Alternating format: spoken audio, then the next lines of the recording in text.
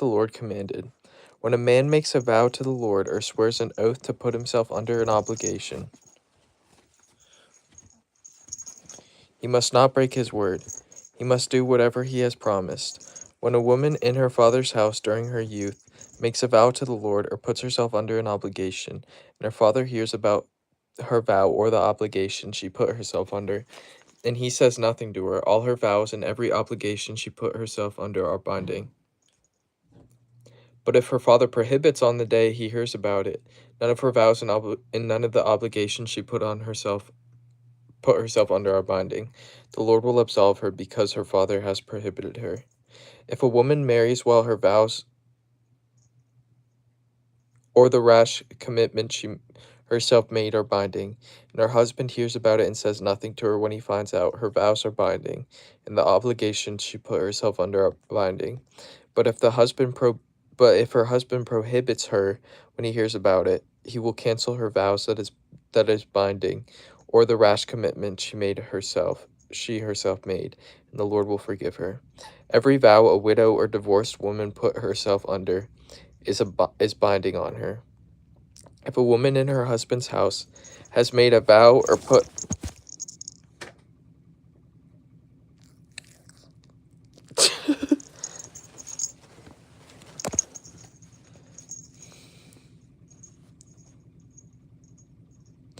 herself under an obligation with an oath, and her husband hears about it, says nothing to her, does not prohibit her, all her vows are binding, and every obligation she puts herself under is binding. But if her husband cancels them on the day he hears about it, nothing that came from her lips, whether her vows or her obligation, is binding. Her husband has canceled them, and the Lord will absolve her. Her husband may confirm or cancel any vow or sworn obligation to deny herself. If her husband says nothing to do if her husband says nothing at all to her from day to day, he confirms all her vows and obligations which are binding. He has confirmed them because he said nothing to her when he heard about them. But if he cancels them after he hears about them, he will be responsible for her commitment. These are the statutes that the Lord commanded Moses concerning the relationship between a man and his wife, or between a father and his daughter, in his house during her youth. The Lord spoke to Moses, "Execute vengeance for the Israelites against the Midianites. After that, you will be gathered to your people." So Moses spoke to the people, "Equip some of your men for war.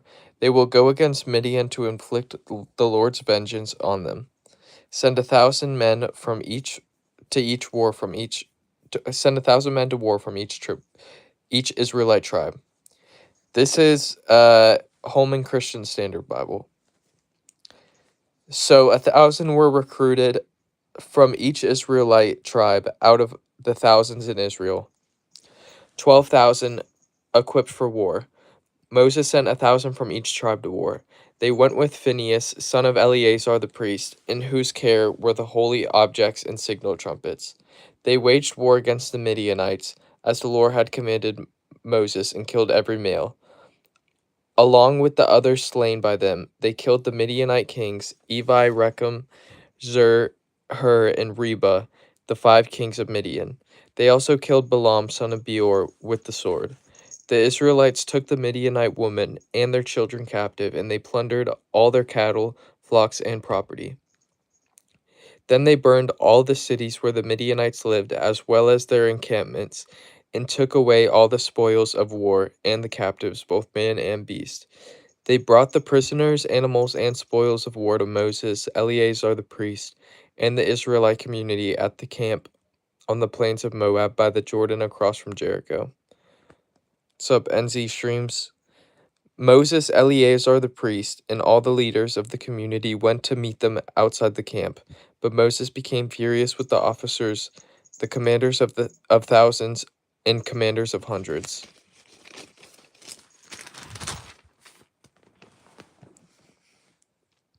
who were returning from the military campaign. "Have you let every female live?" he asked them.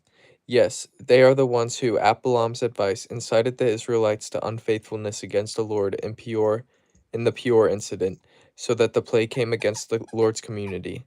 So now kill all the male children and kill every woman who has had sexual relations with a man, but keep alive But keep alive for yourselves all the young females who have not had sexual relations. Yes, this is the Bible. You are to remain outside the camp for 7 days.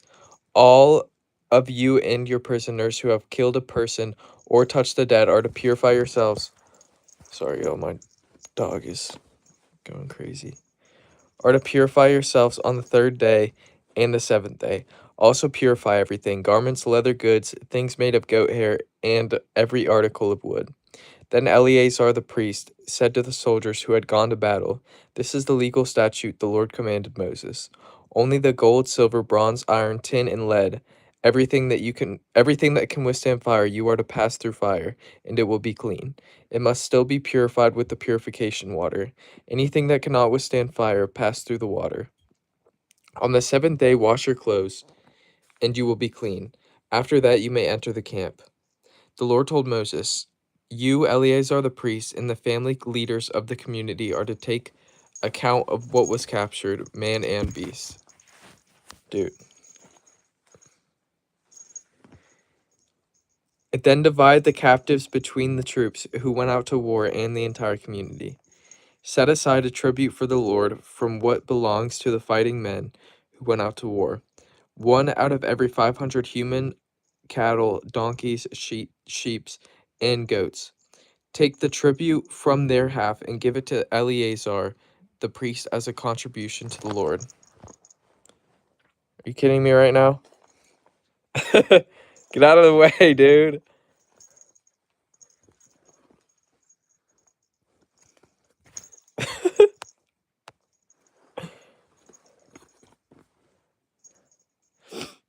From the Israelites half, take 1 out of every 50 from the people, cattle, donkeys, sheep, and goats, all the livestock, and give them to the Levites who perform the duties of the Lord's tabernacle.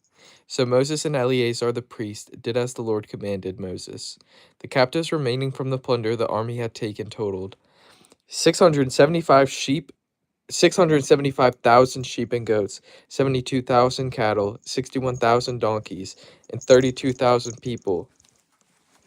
It's a lot of donkeys. All the females who had not had sexual relations with a man. The half portion for those who went out to war numbered 337,500 sheep and goats, and the tribute to the Lord was 675 from the sheep and goats. From the 36,000 cattle, the tribute to the Lord was 72. From the 30,500 donkeys, the tribute to the Lord was 61. And from the 16,000 people, the tribute to the Lord was 32. Moses gave the tribute to Eleazar the priest as a contribution for the Lord, as the Lord had commanded Moses. From the Israelites' half, which Moses separated from the men who fought, the community's half was 337,500 sheep and goats, 36,000 cattle, 30,500 donkeys, and 16,000 people. Moses took 1 out of every 50, selected from the people and the livestock of the Israelites' half. He gave them to the Levites, who perform the duties of the Lord's tabernacle as the Lord had commanded him. The officers who were over the thousands of the army, the commanders of thousands and hundreds, approached Moses and told him, "Your servants have taken a census of the fighting men under our command, and not one of us is missing. So we have presented to the Lord an offering of the gold articles each man found, armlets, bracelets, rings, earrings, and necklaces, to make atonement for ourselves before the Lord." Moses and Eleazar the priest received from them all the articles made out of gold. All the gold of the contribution they offered to the Lord from the commanders of thousands and hundreds was 420 pounds. Each of the soldiers had taken plunder for himself. Moses and Eleazar the priest received the gold from the commanders of thousands and of hundreds and brought it into the tent of meeting as a memorial for the Israelites before the Lord. The Reubenites and Gadites had a very large number of livestock. When they surveyed the lands of Jazer and Gilead, they saw that the region was a good one. What's up, bro? for livestock. Hold on, just gotta check. 1, 2, 3, 4, 5. I'm 19 years old. So the Gadites and Reubenites came to Moses, Eleazar the priest, and the leaders of the community, and said, "The territory of Adaroth, Dibon, Jazer, Nimrah, Heshbon, Elieleh, Sabam, Nebo, and Beon, which the Lord struck down before the Israel community, is good land for livestock, and your servants own livestock." They said, "If we have found favor in your sight, let this land be given to your servants as a possession. Don't make us cross the Jordan." But Moses asked the Gadites and the Reubenites, "Should your brothers go to war while you stay here? Why are you discouraging the Israelites from crossing into the land the Lord has given them? That's what your fathers did when I sent them to Kadesh Barnea to see the land. After they went up as far as Eshcol Valley and saw the land, they discouraged the Israelites from entering the land the Lord had given them. So the Lord's anger burned that day, and he swore an oath. Because they did not follow me completely, none of the men 20 years old or more who came up from Egypt will see the land I swore to give to Abraham, Isaac, and Jacob. None except Caleb, son of Jephunneh, the Kenizzite, and Joshua, son of Nun, because they did follow the Lord completely. The Lord's anger burned against Israel, and he made them wander in the wilderness 40 years until the generation had done what was evil. Until the whole generation that had done what was evil in the Lord's sight was gone. And here you, a brood of sinners, stand in your father's place, adding even more to the Lord's burning anger against Israel. If you turn back from following him, he will once leave again, and he will once again leave this people in the wilderness, and you will destroy all of them." Then they approached him and said, "We want to build sheepfolds here for our livestock and cities for our dependents, but we will arm ourselves and be ready to go ahead of the Israelites until we have brought them into their place. Meanwhile, our dependents will remain in the fortified cities because of the inhabitants of the land. We will not return to our homes until each of the Israelites has taken possession of his inheritance. Yet we will not have an inheritance with them across the Jordan and beyond, because our inheritance will be across the Jordan to the east." Moses replied to them, "If you do this, if you arm yourselves for battle before the Lord, and every one of your armed men crosses the Jordan before the Lord until he has driven his enemies from his presence, and the land is subdued before the Lord.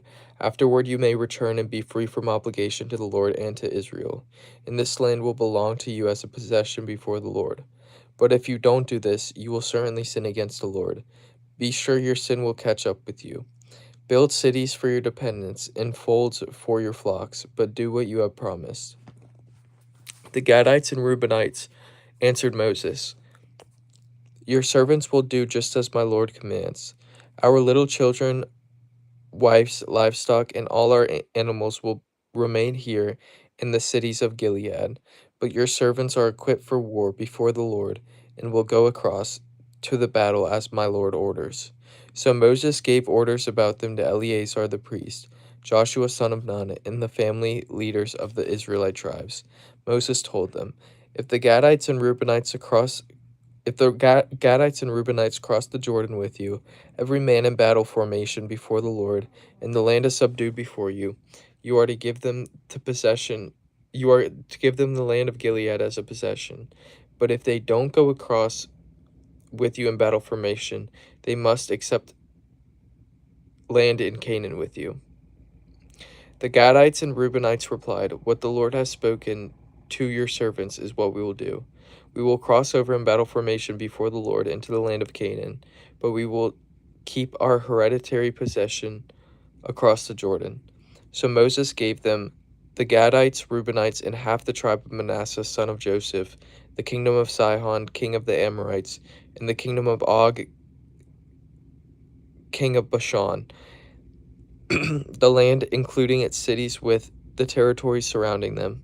The Gadites rebuilt Dibon, Adaroth, Aroer, Atroth, Shopon, Jazer, Jogbehah, Beth Nimrah, and Beth Horon as fortified cities, and built sheepfolds. The Reubenites rebuilt Heshbon, Eliah, and Kiriathaim, as well as Nebo and Baal Meon, whose names were changed, and Sibmah. They gave names to the cities they rebuilt. The descendants of Machir, son of Manasseh, went to Gilead, captured it, and drove out the Amorites who were there. So Moses gave Gilead to the clan of Machir, son of Manasseh, and they settled in it. Jair, descendant of Manasseh, went and captured their villages, which he renamed Jair's villages. Nobah went and captured Kenath with its villages and called it Nobah after his own name. These were the stages of the Israelites' journey when they went out of the land of Egypt by their military divisions under the leadership of Moses and Aaron. At the Lord's command, Moses wrote down the starting points for the stages of their journey. These are the stages listed by their starting points. They departed from Ramesses in the first month on the 15th day of the month. On the day after the Passover, the Israelites went out triumphantly in the sight of all the Egyptians. Meanwhile, the Egyptians were burying every firstborn male the Lord had struck down among them, for the Lord had executed judgment against their gods. The Israelites departed from Ramesses and camped at Succoth. They departed from Succoth and camped at Etham, which is on the edge of the wilderness. They departed from Etham and returned to Pi Hahiroth,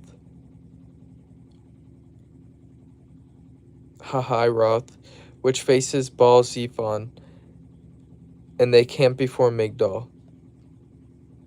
They departed from Pi Hahiroth and crossed through the middle of the sea into the wilderness. They took a 3-day journey into the wilderness of Etham and camped at Marah. They departed from Marah and came to Elim. These were 12 springs of water and 70 date palms at Elim.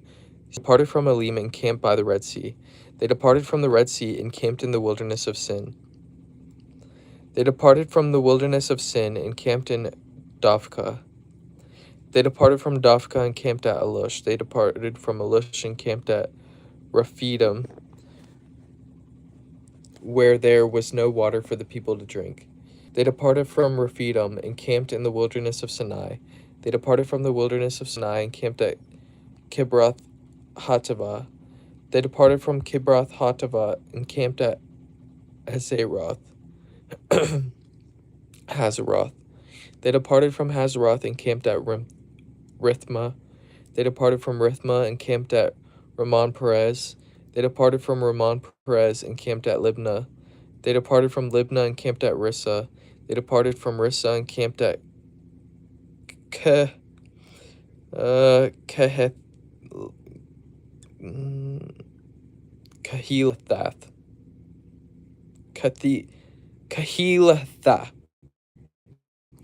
They departed from Kehelatha and camped at Mount Shepher. They departed from Mount Shepher and camped at Harada. They departed from Harada and camped at Machalath. This is so fun. They departed from Machalath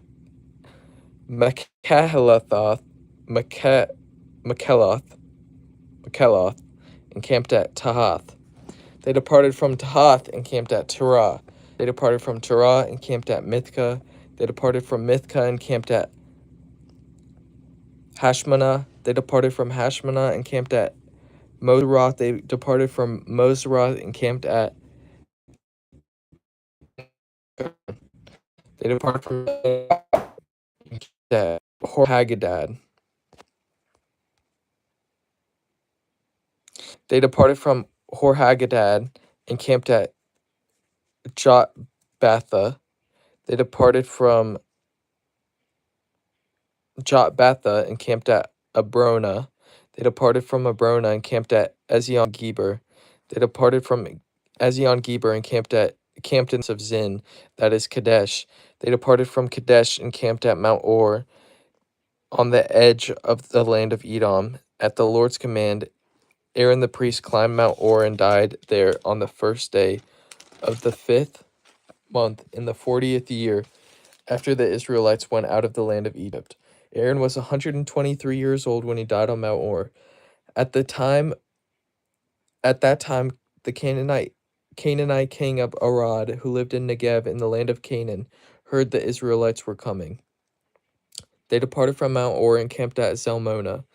They departed from Mount Zalmona and camped at Punon. They departed from Punon and camped at Oboth. They departed from Oboth and camped at Ayibarim, on the border of Moab. They departed from Liam and camped at Dibon Gad. They departed from Dibon Gad and camped at Almon Diblathaim. They departed from Almon Diblathaim and camped in the Abarim range facing Nebo. They departed from the Abarim range and camped on the plains of Moab by the Jordan across from Jericho. They camped by the Jordan from Beth Jeshimoth on the Acacia meadow on the plains of Moab. The Lord spoke to Moses in the plains of Moab by the Jordan across from Jericho. Tell the Israelites, when you cross the Jordan into the land of Canaan, you must drive out all the inhabitants of the land before you destroy all their stone images and cast images and demolish all their high places. You are to take possession of the land and settle in it, because I have given you the land to possess. You are to receive the land as an inheritance by law according to your clans. Increase the inheritance for a large clan and decrease it for a small one. Whatever place the law indicates for someone will be his. You will receive an inheritance according to your ancestral tribes. But if you don't drive out the inhabitants of the land before you, those you allow to remain will become thorns in your eyes and in your sides. They will harass you in the land where you live. And what I had planned to do to them, I will do to you. The Lord spoke to Moses, command the Israelites and say to them, when you enter the land of Canaan, it will be allotted to you as an inheritance with these borders. Your southern side will be from the wilderness of Zin along the boundary of Edom. Your southern border on the east will begin at the east end of the Dead Sea. Your border will turn south at the ascent of Akrabim, proceed to Zin, and end south of Kadesh Barnea. It will go to Hazar Adar and proceed to Asmon. The border will turn from Asmon to the brook of Egypt, where it will end at the Mediterranean Sea. Your western border will be the coastline of the Mediterranean Sea. This will be your western border. This will be your northern border. From the Mediterranean Sea, draw a line to Mount Or. From Mount Or, draw a line to the entrance of Hamath, and the border will reach Zedad. Then the border will go to Ziphron and end at Hazar Enon. This will be your northern border. For your eastern border, draw a line from Hazar Enon to Shepham. The border will go down from Shepham to Riblah, east of Ain. It will continue down and reach the eastern slope of the Sea of Chinnereth. Then the border will go down to Jordan and end at the Dead Sea. This will be your land, defined by its borders on all sides. So Moses commanded the Israelites, this is the land you are to receive by law as an inheritance, which the Lord commanded to be given to the 9.5 tribes. For the tribe of the Reubenites and the tribe of the Gadites have received their inheritance according to their ancestral houses, and half the tribe of Manasseh has received its inheritance. The 2.5 tribes have received their inheritance across the Jordan from Jericho eastward toward the sunrise. The Lord spoke to Moses, these are the names of the men who are to distribute the land as an inheritance for you: Eleazar the priest and Joshua son of Nun. Take one leader from each tribe to distribute the land. These are the names of the men: Caleb son of Jephunneh from the tribe of Judah, Shemuel son of Ammihud from the tribe of Simeon, Elidad son of Chislon, from the tribe of Benjamin; Buki, son of Joglai, a leader from the tribe of Dan; from the sons of Joseph; Haniel, son of Ephod, a leader from the tribe of Manasseh; Kemuel, son of Jiptan, Shiptan, a leader from the tribe of Ephraim; Elisaphon, son of Parnach, a leader from the tribe of Zebulun; Paltiel, son of Azan, a leader from the tribe of Issachar; Ahihud, son of Shalomi, a leader from the tribe of Asher; Pedahel, son of Mehud, a leader from the tribe of Naphtali. These are the ones the Lord commanded to distribute the inheritance to the Israelites in the land of Canaan. For the Lord again spoke to Moses in the plains of Moab by the Jordan across from Jericho. Command the Israelites to give cities out of their hereditary property for the Levites to live in, and pasture land around the cities. The cities will be for them to live in, and their pasture lands will be for their herds, flocks, and all their other animals. The pasture lands of the cities you are to give the Levites will extend from the city wall 500 yards on every side. Measure 1,000 yards outside the city for the east side, 1,000 yards for the south side, 1,000 yards for the west side, and 1,000 yards for the north side, with the city in the center. This will belong to them as pasture lands for the cities. The cities you give the Levites will include 6 cities of refuge, which you must provide so that the one who kills someone may flee there. In addition to these, give 42 other cities. The total number of cities you give the Levites will be 48, along with the pasture lands. From the Israelites' territory, you should take more from a larger tribe and less from a smaller one. Each tribe is to give some of its cities to the Levites in proportion to the inheritance it receives. The Lord spoke to Moses, "Speak to the Israelites and tell them, when you cross the Jordan into the land of Canaan, designate cities to serve as cities of refuge for you, so that a person who kills someone unintentionally may flee there. You will have the cities as a refuge from the avenger, so that the one who kills someone will not die until he stands trial before the assembly. The cities you select will be your 6 cities of refuge. Select 3 cities across the Jordan and 3 cities in the land of Canaan to be cities of refuge. These 6 cities will serve as a refuge for the Israelites and for the foreigner or temporary resident among them, so that anyone who kills a person unintentionally may flee there. If anyone strikes a person with an iron object and death results, he is a murderer. The murderer must be put to death. If a man has in his hand a stone capable of causing death and strikes another person and he dies, the murderer must be put to death. If a man has in his hand a wooden object capable of causing death and strikes another person and he dies, the murderer must be put to death. The avenger of blood himself is to kill the murderer. When he finds him, he is to kill him. Likewise, if anyone in hatred pushes a person or throws an object at him with malicious intent and he dies, or if any hostility he strikes him with his hand and he dies, the one who struck him must be put to death. He is a murderer. The avenger of blood is to kill the murderer when he finds him. But if anyone suddenly pushes a person without hostility, or throws any object at him without malicious intent, or without looking, drops a stone that could kill a person and he dies, but he was not his enemy and wasn't trying to harm him, the assembly is to judge between the slayer and the avenger of blood according to these ordinances. The assembly is to protest the one who kills someone from the hand of the avenger of blood. The assembly will return to the city of refuge he fled to, and he must live there until the death of the high priest who was anointed with holy oil. If the one who kills someone ever goes outside the border of the city of refuge he fled to, and the avenger of blood finds him outside the border of his city of refuge and kills him, the avenger will not be guilty of bloodshed, for the one who killed a person was supposed to live in a city of refuge until the death of only after the death of the high priest may the one who has killed a person. These instructions will be a statutory ordinance for you throughout your generations wherever you live. If anyone kills a person, the murderer is to be put to death based on the word of witnesses. but no one is to be put to death based on the testimony of one witness. You are not to accept a ransom for the life of a murderer who is guilty of killing someone. He must be put to death. Neither should you accept a ransom for the person who flees to a city of refuge, allowing him to return and live in the land before the death of the high priest. Do not defile the land where you are, for bloodshed defiles the land, and there can be no atonement for the land because of the blood that is shed on it, except by the blood of the person who shed it. Do not make the land unclean where you live and where I reside, for I, Yahweh, reside among the Israelites. The family leaders from the clan of the descendants of Gilead, the son of Mashur, son of Manasseh,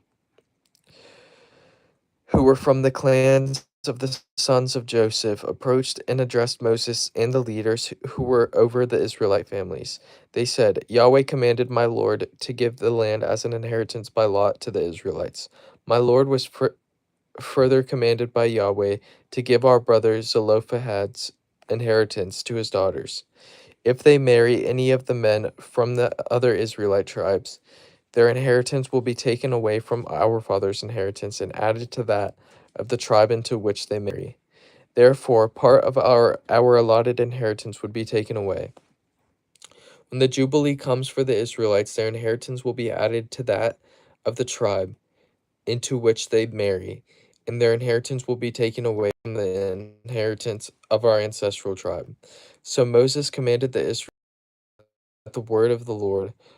What the tribe of Joseph's descendants says is right. This is what the Lord had commanded concerning Zelophehad's daughters. They may marry anyone they like, provided they marry within a clan of their ancestral tribe. An inheritance belonging to the Israelites must not transfer from tribe to tribe, because each of the Israelites is to retain the inheritance of his ancestral tribe. Any daughter who possesses an inheritance from an Israelite tribe must marry someone from the clan of her ancestral tribe, so that each of the Israelites will possess the inheritance of his fathers. No inheritance is to transfer from one tribe to another, because each of the Israelite tribes is to retain its inheritance. The daughters of Zelophehad did as the Lord commanded Moses. Mahlah, Tirzah, Hoglah, Milcah, and Noah, the daughters of Zelophehad, married cousins on their father's side. They married men from the clans of the descendants of Manasseh, son of Joseph, and their inheritance remained within the tribe of their father's clan. These are the commands and ordinances the Lord commanded the Israelites through Moses in the plains of Moab by the Jordan across from Jericho. Thank you guys for tuning in. Catch you in the next